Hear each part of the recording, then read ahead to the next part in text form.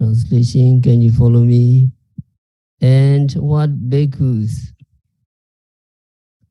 is the noble truth of suffering? Birth is suffering, aging is suffering, death is suffering, sorrow, lamentation, pain, grief, and excessive despair are suffering. Association with the dislike is suffering. Separation from the like is suffering. Not to get what one wishes, that also is suffering. In brief, the 5 aggregates of clinging are suffering.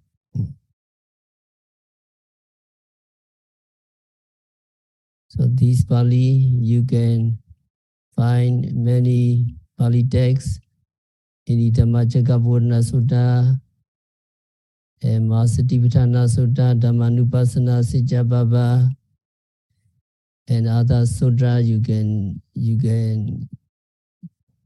find. So this Pali is from Masatipatthana Sutta.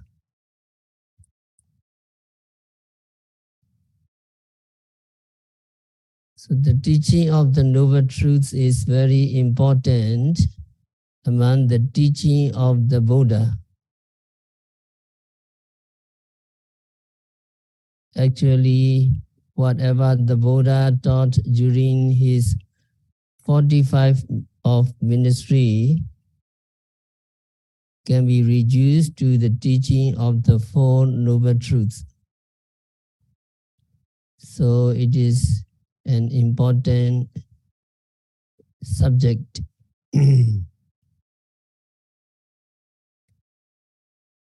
Before we go to the 4 Noble Truths, first we must understand what truth means according to the teaching of the Buddha. Now, what is truth? It is very simple. It is something that is true. So it is something that is real, something that is not otherwise than it is stated.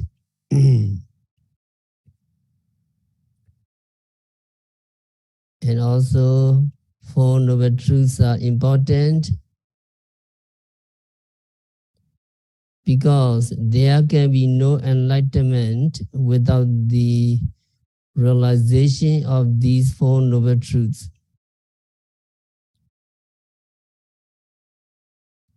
Once, our Lord Buddha said, it is true not understanding the 4 Noble Truths,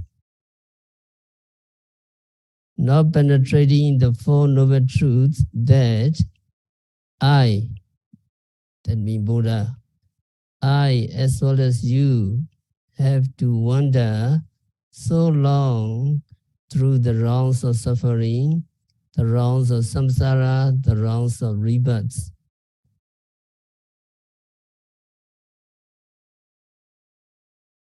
So Buddha said, it is true not understanding the 4 Noble Truths, not penetrating the 4 Noble Truths, that he, as well as a Buddha disciple, had to go through the rounds of rebirth, rounds of suffering for a long, long time. So it is impossible to gain enlightenment without realizing, without seeing, by direct knowledge, these 4 Noble Truths.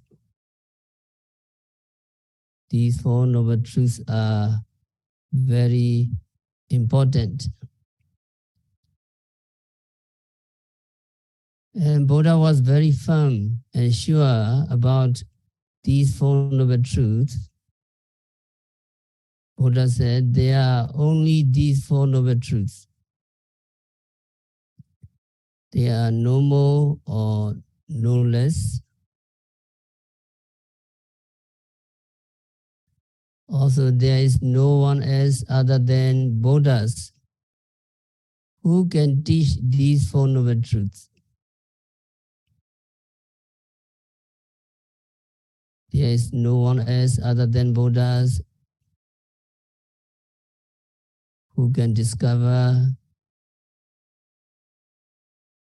and who can teach these Four Noble Truths to, to all beings.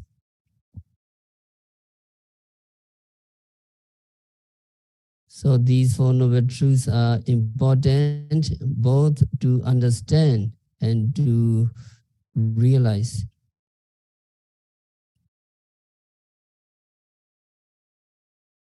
Now we come to the Four Noble Truths. We follow the exposition given by the Buddha himself.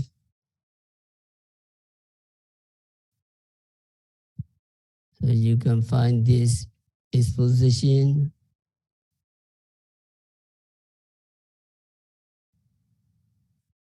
in this Mahasativitana Sutta Dhammanupassana and in the first sermon Dhammajagabodhana Sutta and other sutta. You can find it.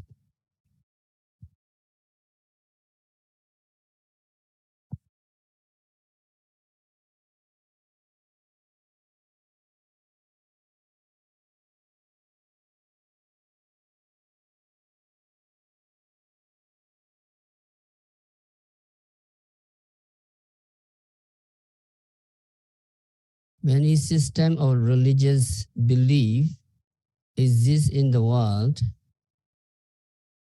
each expounding its own view of what considers to be the essence of truth.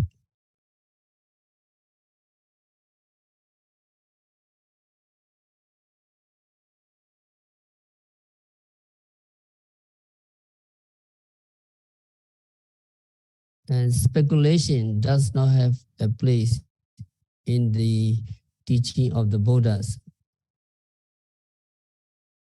The truth Buddha taught was discovered by himself through his own insight knowledge.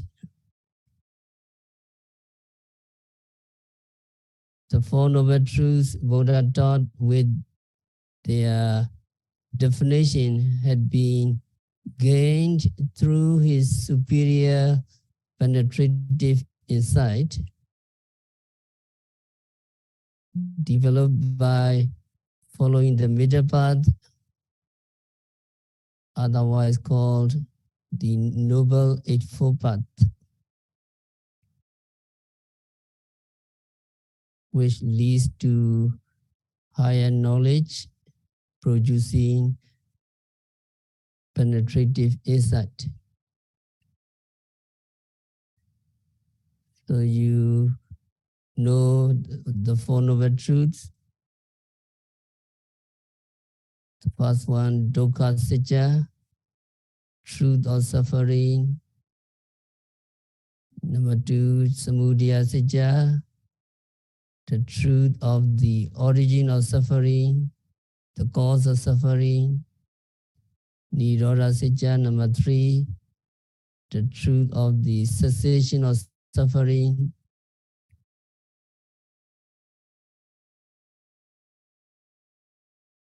And number four, Magga sacca, the truth of the path or the way leading to the cessation of suffering.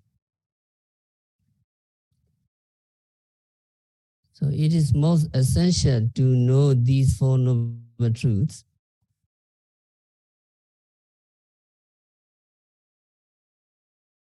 With the understanding of the truth of suffering, you can avoid suffering. But most of the people, they misunderstand. They, they understand wrongly. They think suffering is happiness. So understanding of the truth of suffering is important.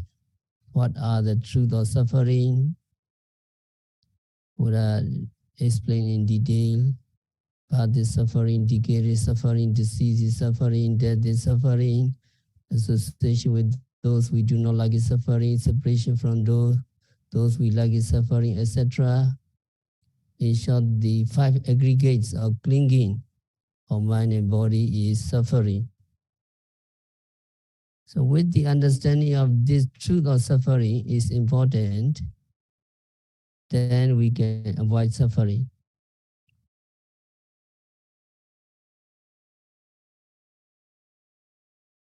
But the cause of suffering must be also known to be avoided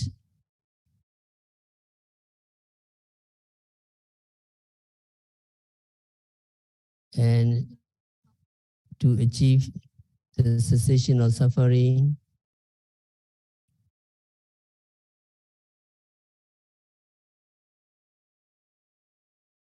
we need to understand the true cessation of suffering. And also we must know the practical way to reach the real cessation of suffering. So knowledge of the Four Noble Truths is essential.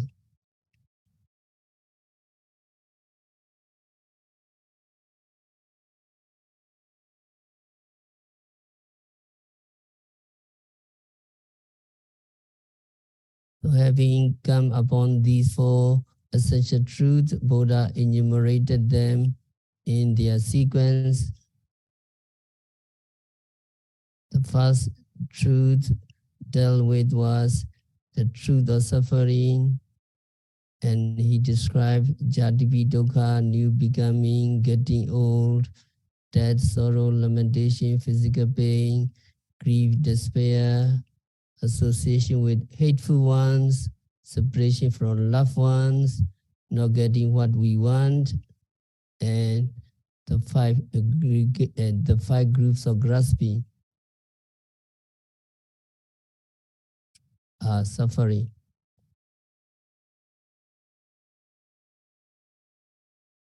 And the first dukkha is jatipi dukkha, suffering of new becoming, rebirth.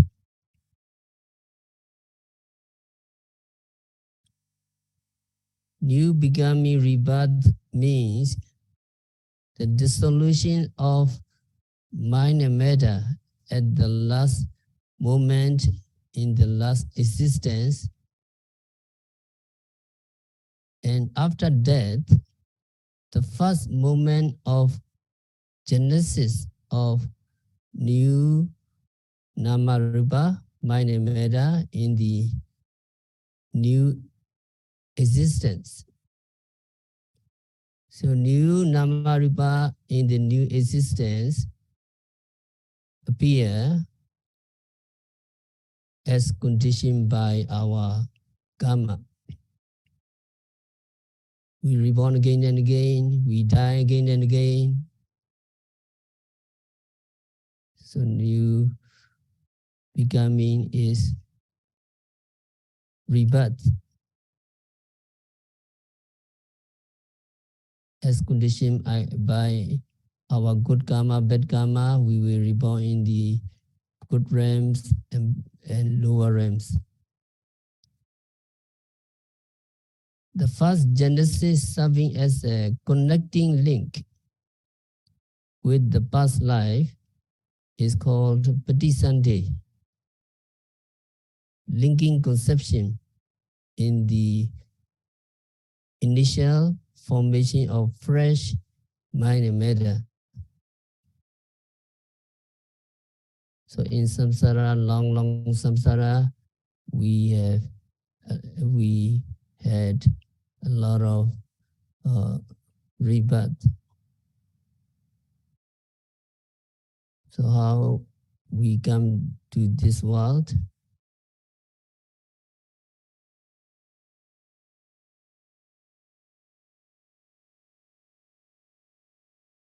If this formation takes place in our mother womb, we have womb conception. Womb conception has uh, two types.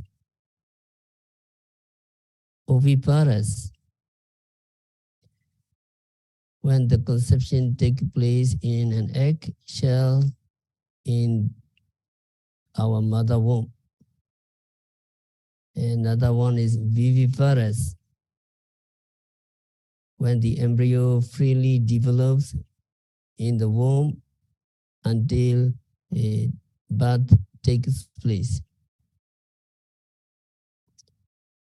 Womb conception, according to the Buddhist text, has its origin in the semen and blood of our parents.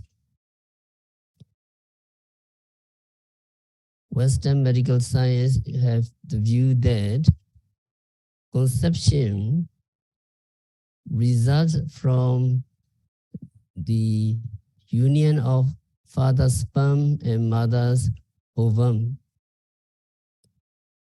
These two views may be reconciled by taking that father's sperm and mother blood are involved in a conception.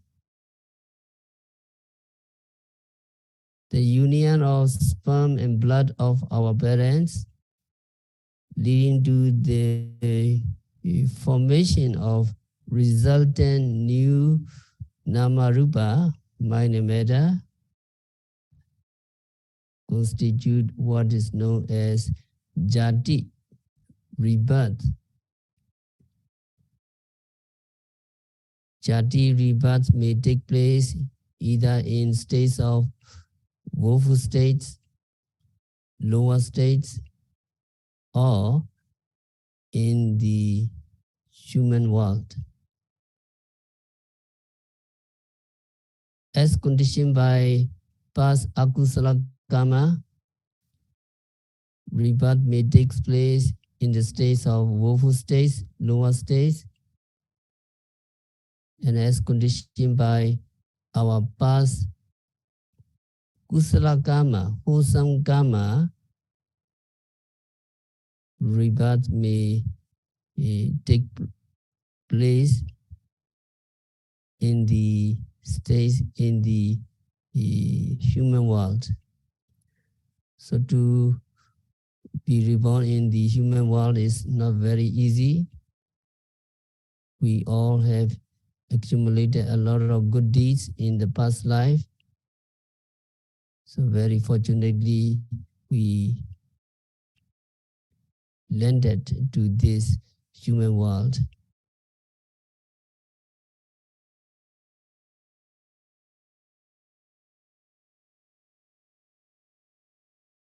The conception in moisture-laden media, such as malls, represent the coming into existence of some larvae, etc.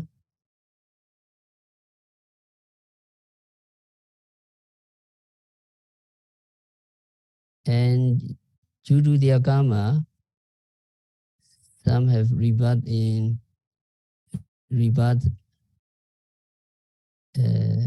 by spontaneous, being not visible by human eyes, such as celestial beings, demons, ghosts, and denizens of the woeful states, assume spontaneous rebirth or autogenesis. So they take rebirth with knowing mind and physical body completely developed.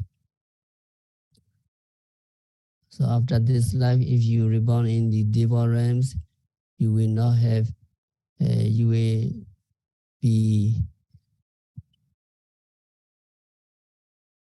be, reborn spontaneously. So in all these four types of conception, the first moment of conceiving or genesis definitely called jati.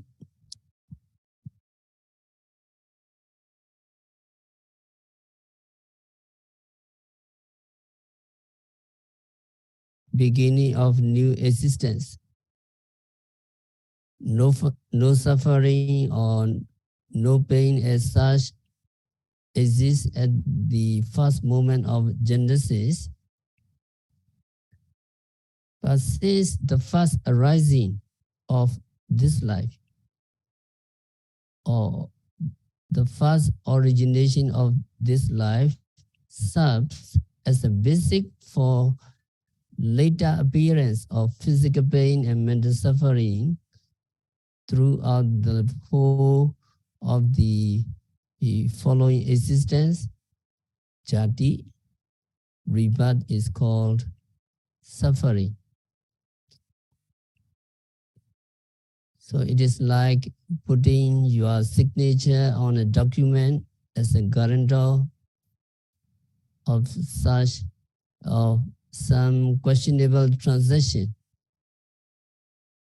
There's no trouble, of course, at the time of signing the instrument of the transaction, but as it is sure to give rise to later complication, the act of signing the document amounts to involvement in dreadful trouble or suffering. For further classification, suffering may be classified under 7 categories.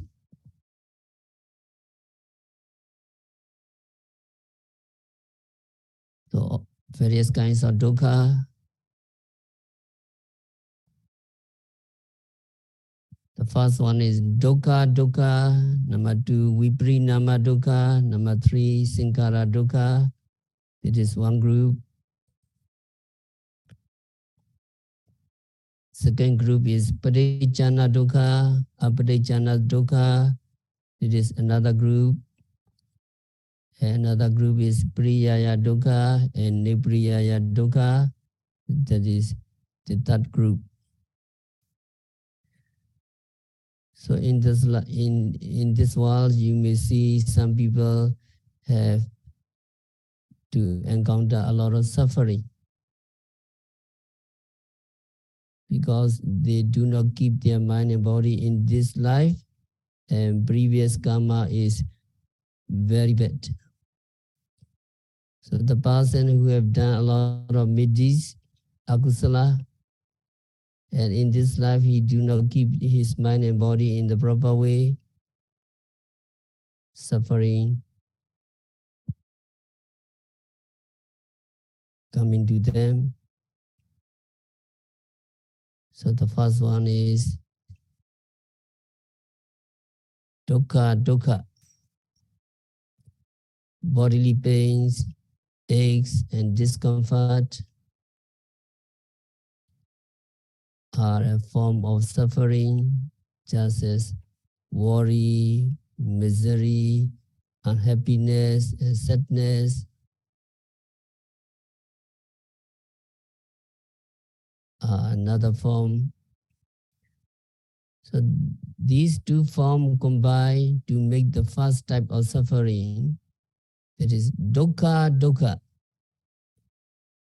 Its nature is suffering, its name is suffering, so it is called dukkha dukkha.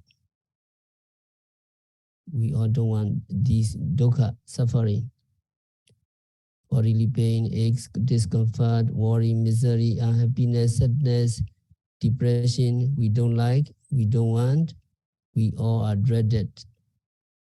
We all very fear these kinds of suffering.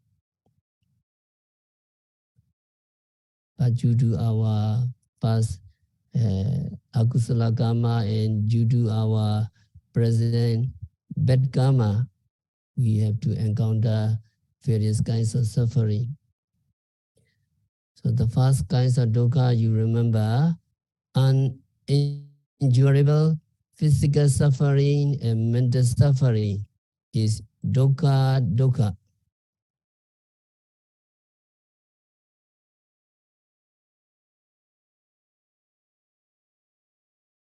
And another dukkha is viparinama dukkha.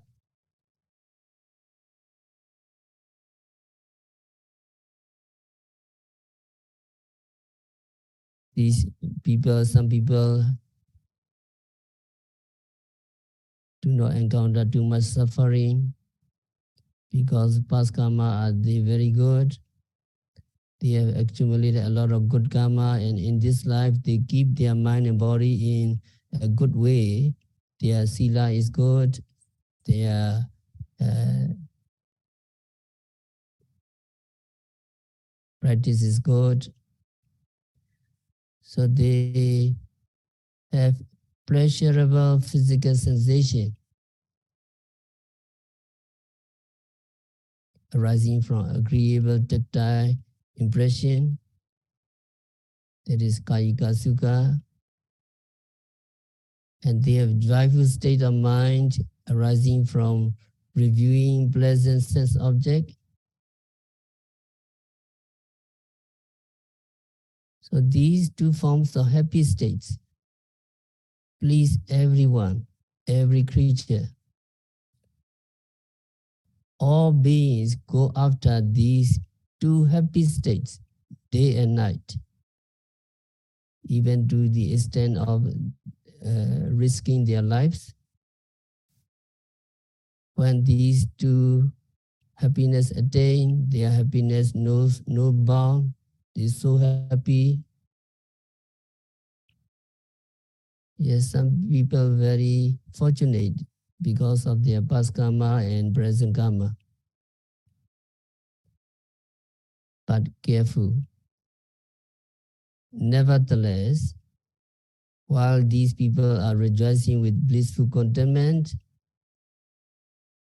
if sense object which have given them much intense delight and enjoyment disappear or get destroyed, because there are a lot of danger, a lot of disaster there in this day. So at that moment, agitation followed by intense distress would be great.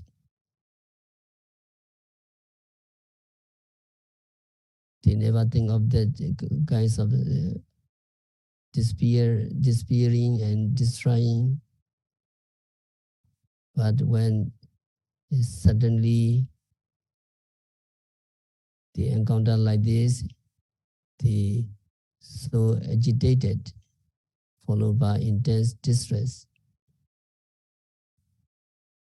When the wealth they have accumulated in the form of gold, money, property, and business suddenly is lost through one reason or another. So many dangers are there, ups and downs of life. When death or separation comes to his or her beloved member of his or her family, spouse or children, intense grief and distress ensue. So that grief and distress may even cause mental derangement. So these two forms of happiness are also a type of suffering known as viparinama dukkha, suffering because of change. It is happiness, but it can be changed anytime. It can be changed. So happiness is also suffering. While they last, they may appear very enjoyable, only to be replaced by extreme grief and despair when they vanish. So these happiness are dukkha or the same. So remember, happiness arising from physical comfort and mental joy is called dukkha. What kinds of dukkha? Viparinama dukkha.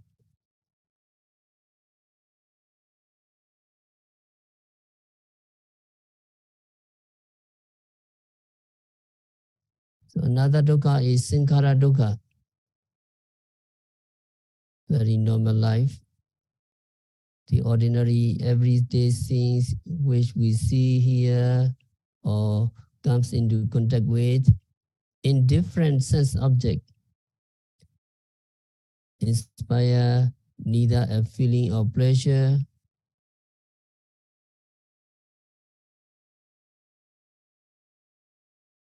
or well-being, nor pain or unpleasantness.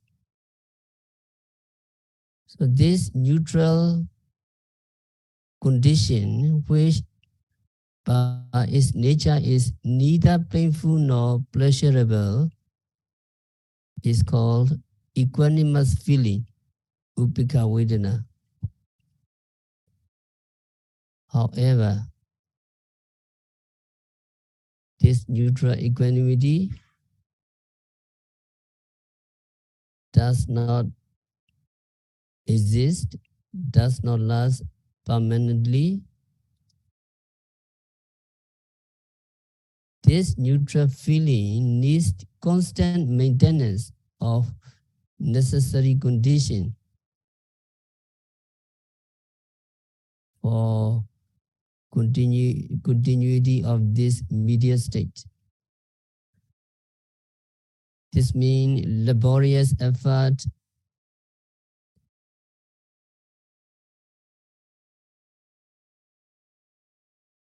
which is dukkha. So this equanimous feeling, neither painful nor pleasurable, is called dukkha, sankhara dukkha. So in addition to this equanimous feeling or the other formation of um, namarupa, mind and matter of mundane sphere, are also called sankhara dukkha because these our mind and body need constant conditioning. So remember, equanimous feeling and our mind and body formation of mundane sphere are called sankhara dukkha.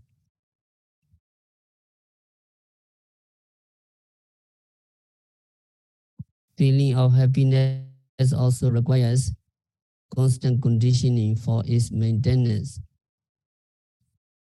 Because to gain the kinds of happiness, we need a lot of conditioning for its maintenance. And as such should be classified as sankhara dukkha, but the commentator left it out of this classification. It is that being given a separate name as viparinama dukkha. So nevertheless, it should be regarded as sankhara dukkha since it is very explain that considerable application is needed for its maintenance. So you need to understand that dukkha real suffering, viprinama dukkha is unpleasant feeling, is suffering, viprinama pleasant feeling is also suffering, sankhara upekha vedana, neutral feeling is also suffering, every feeling are suffering.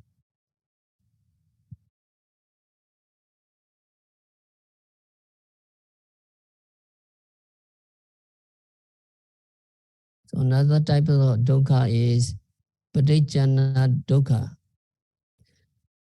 Some people suffer, some people are suffering, but these suffering are concealed and not apparent. Physical ailments such as earache, toothache, headache, petulance, etc., and mental affliction arising out of unfulfilled desire, burning rage, disappointment, misery, and worries, all are dukkha. They are called concealed dukkha, concealed suffering. Because their suffering are known only to the suffering individual and become known to other people only when intimated by them. They conceal. As such, suffering is not openly evident.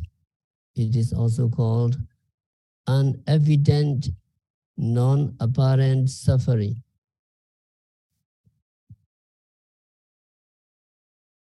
So another types of suffering is apadecana dukkha. You see in the world, there are a lot of problems and physical afflictions such as from shortcuts, spear thrusts, or bullet wounds. They are not hidden, but quite apparent and openly evident. So these sights are very pitiable and disturbing sight. It is therefore called exposed suffering or evidence suffering.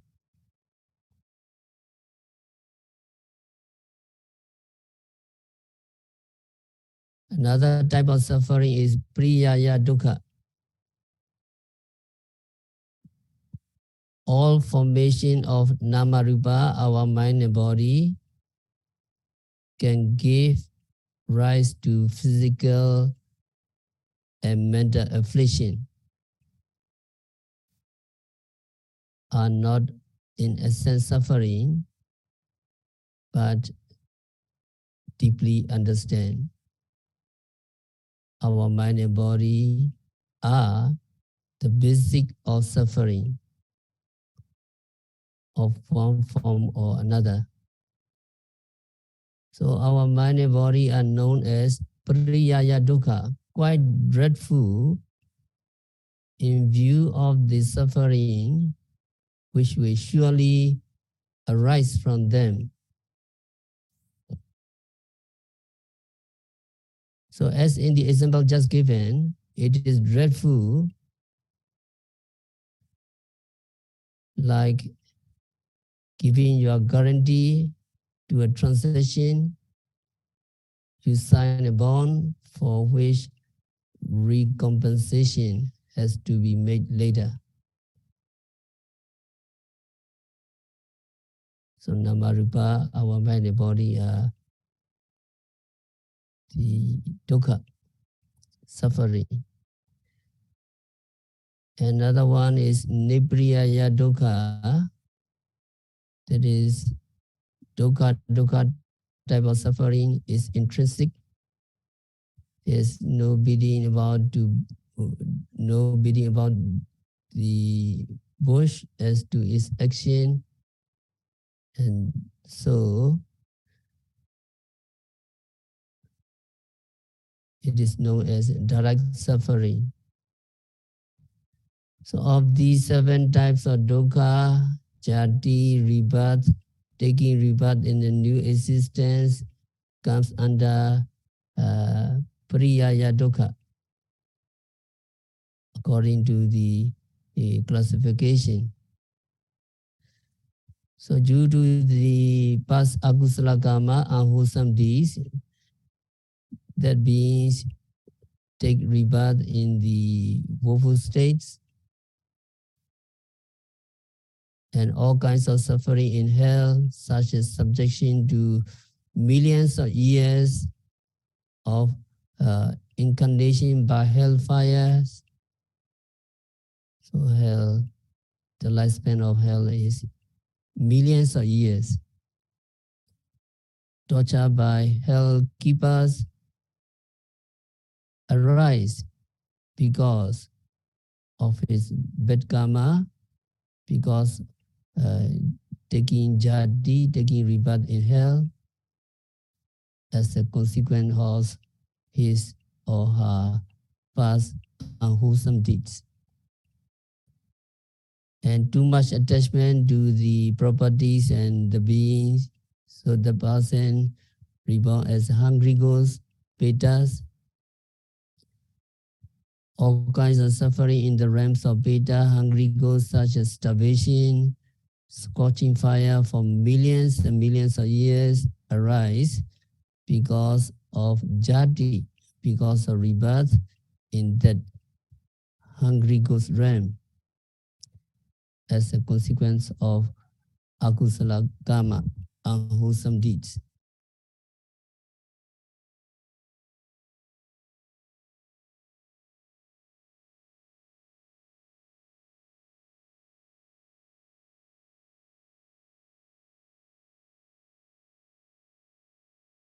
As a consequence of unwholesome karma, the person reborn as an hungry animal realms, and in the animal kingdom, a lot of suffering, hardship, and trouble. In the animal kingdom, suffered by animals, you see cattle, elephant, horse, dog, pig, chicken, bird, goat, sheep, insects, various kinds of animals. The suffering arise because they happen to take rebirth in animal existence.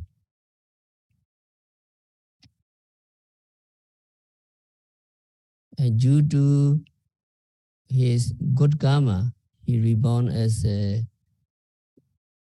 human being. He take jati in the human realms, but his or her karma is not too good. So human misery, characterized by scarcity of essential for his or her living, food is not enough, clothing not enough, food, clothing, scarcity of essential is brought about by the facts of taking birth in his or her human existence. How about very fortunate people, very rich people? Even when well provided for, as in the case of affluent people, there's no escape from suffering inflicted on them in the form of physical and mental distress due to illness and disease or unfulfilled desire. Your desire never fulfilled, and fear or oppression by the enemies, aging. So these suffering you have to encounter. So all these misery come about because of jati.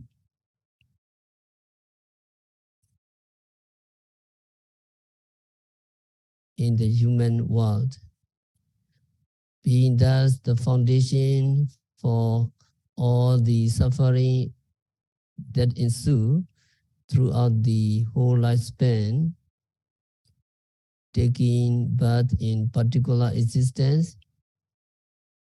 Jati is regarded as dukkha. Rebirth is suffering.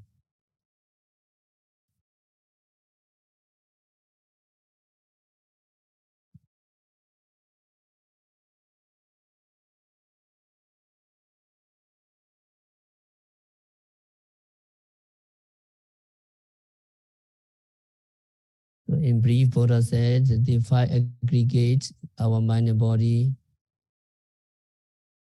are dukkha. The five aggregates, the knowledge that the five aggregates of dukkha or mind and matter are dukkha can only be attained when we are actively engaged in practicing vipassana meditation. So some people do not familiar with the meditation, so they complain that when I come to practice meditation, I encounter a lot of pain, a lot of suffering. So if I live freely, it will be more better. So they mention like this. So here you can encounter, you can discover a lot of suffering by the practice of vipassana meditation, but it is the truth of suffering. There is no other way to see the rise and fall of our aggregates. Why only while you are practicing vipassana and watching them as they rise and fall at the present moment, you will be convinced of their continuous oppression. And you will know that these five aggregates of mind and matter, or every rising, falling, sitting, touching, seeing, hearing, all are dukkha.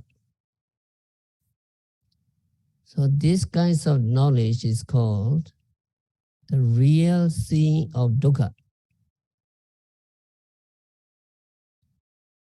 And Venerable Sariputta said that a virtuous and instructed meditator should carefully attend to the five aggregates subject to clinging in order to see and understand them as dukkha. This means that the meditator must practice vipassana satipatthana meditation. Here there are two kinds of suffering, two kinds of dukkha, superficial and real suffering. Superficial suffering does not need the practice of vipassana meditation in order to be understood. You cut your finger and then say, oh, this is dukkha, this is suffering. Or you hit your knee against something and say, it is suffering, it is dukkha.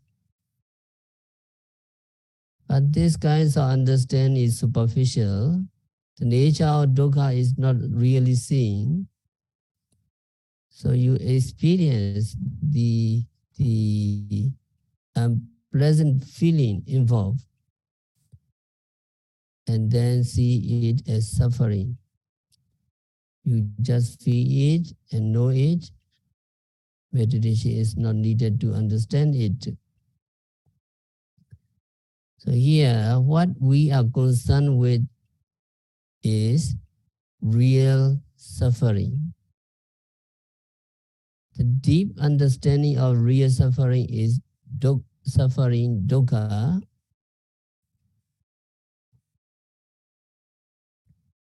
The commentary say that we must understand three things. What is dukkha? What is the characteristics of dukkha? And what is the seeing of dukkha? So what is it that is dukkha? You answer, you see a lot of dukkha in the 5 aggregates of mind and matter, or every seeing, hearing, smelling, etc. They all are called dukkha or suffering. When we say suffering, we mean both the 5 aggregates and the 5 aggregates of clinging. So it includes all, all of them. And what is the characteristics of dukkha? We must understand the meanings of the word dukkha correctly.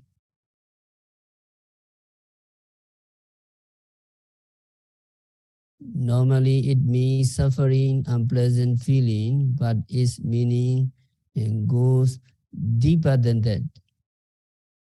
So we must understand it according to the words of the Buddha. Whatever is impermanent is dukkha. Whatever is impermanent is suffering. This we need to understand. And Buddha did not say that whatever is difficult to endure is suffering or anything like that. So Buddha said that whatever is impermanent is suffering. So if you know something is something to be impermanent, you also know that it is suffering. So the meaning of the word suffering goes deeper than the surface meaning. We have to go deeper into it. In order to understand it, we must remember the saying of the Buddha that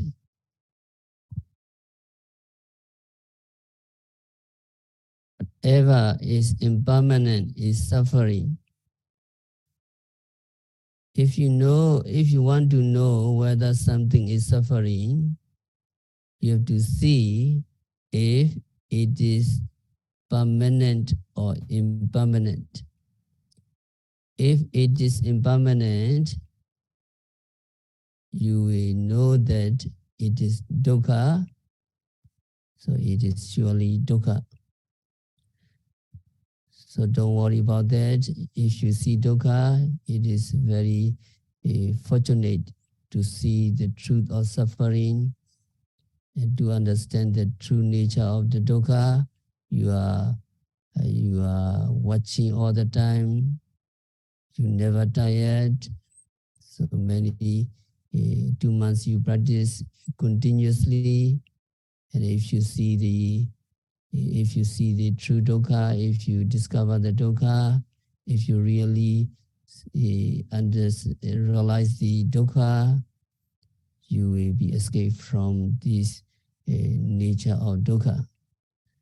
So we will continue tomorrow. We have to stop our discourse for today by practicing Satipatthana Vipassana meditation, by observing every phenomena occurring at the 6 senses, by noting rising, falling, seeing, hearing, sitting, walking, stretching, bending, etc. continuously and meticulously. May all yogis be liberated from various kinds of suffering. May all yogis realize the real peace in the very near future.